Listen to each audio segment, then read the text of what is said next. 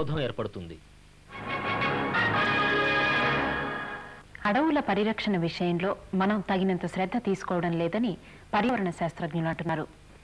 నానాటికి తరిగిపోతున్న ఈ సంపద పట్ల దేశంలో ఎన్నో ఆందోళనలు జరుగుతున్నాయి. ఈ నష్టం ఎంతగా జరిగింది? వసంత భాను వివరణ. అడవి మొత్తం కొట్టేస్తే వర్షం పడాలి అని మళ్ళీ అది మొత్తం కొట్టుకోపోయి మరి మాకేం లేదు. వాళ్ళు పెద్ద కోటేశ్వర వాళ్ళ డబ్బులు అమ్ముకొని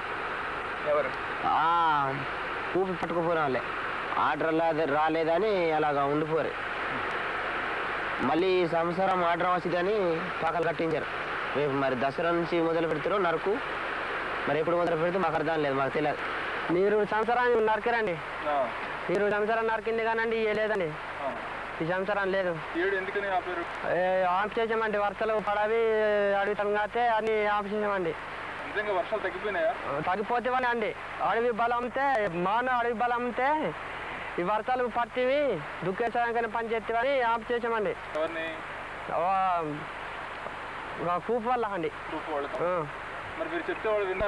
వినలేదండి, వినలేదు. వినలేకుంటే మరి వారి ఇష్టం పట్టుకుపోతుంటే మేమేం చెప్తామండి. మన దేశ విస్తీర్ణం 32,87,263 చదరపు కిలోమీటర్లు.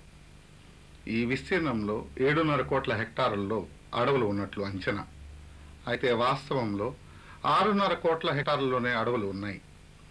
బాగా పెరిగిన దట్టమైన అడవుల్లో విస్తీర్ణం కేవలం 3.7 కోట్ల హెక్టార్లు మాత్రమే.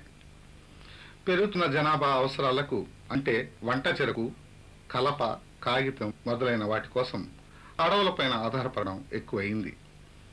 ఫలితంగా అడవులు అదృశ్యమైపోతున్నాయి.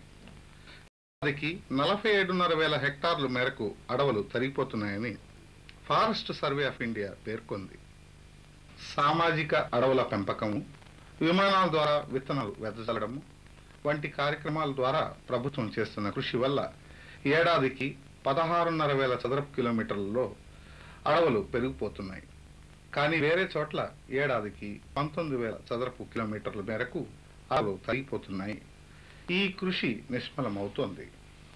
ఈ పరిస్థితుల్లో అడవుల పెంపకంపై శ్రద్ధ చూపకపోతే ప్రజల అవసరాలు తీరుతాయా అన్నదే ప్రశ్న. సోప్ ఆర్ట్ ఈ కళ ఇటీవల మన రాష్ట్రంలో ప్రచారంలోకి వస్తుంది. సబ్బును చిన్న చిన్న కళాఖండాలుగా మచ్చవచ్చు అంటున్నారు మా కెమెరామన్ విజయ్ కుమార్.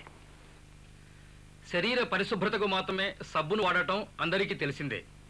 అయితే ఈ సబ్బుతో కళాత్మకమైన రూపాలెన్నో తయారు చేయవచ్చనే సంగతి కూడా తెలియవచ్చింది. వరంగల్ జిల్లా నరసంపేటకు చెందిన శ్రీ గోకా నాగేశ్వరరావు అనే ఉపాధ్యాయుడు సబ్బును ఉపయోగించి ఇలాంటివెన్నో చేశారు. అక్కడ పాఠశాలలో ఆర్ట్ టీచర్గా పనిచేస్తున్న శ్రీ గోకా నాగేశ్వరరావు తాను 2 ఏళ్ల క్రితం శ్రీ గోకా రామస్వామి వద్ద నేర్చుకున్న ఈ విద్యను అక్కడ పిల్లలకు బోధిస్తున్నారు. ఊహాజనిత మెదడు, చిన్న సబ్బు ముక్క, బ్లేడు ఉంటే ఇప్పుడు మీరు చూస్తున్న ఈ అపురూపమైన వస్తువులను ఎన్నిటినో మీరు తయారు చేయవచ్చు.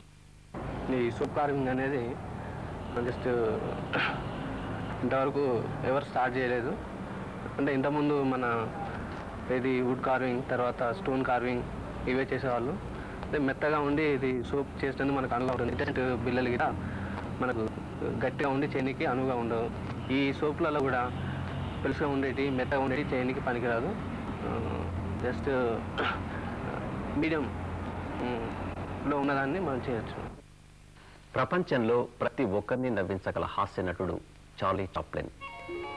The kid, modern times, the great dictator వంటి చిత్రాలు చలనచిత్ర రంగంలో కొత్త పోకడలను తెచ్చిపెట్టాయి.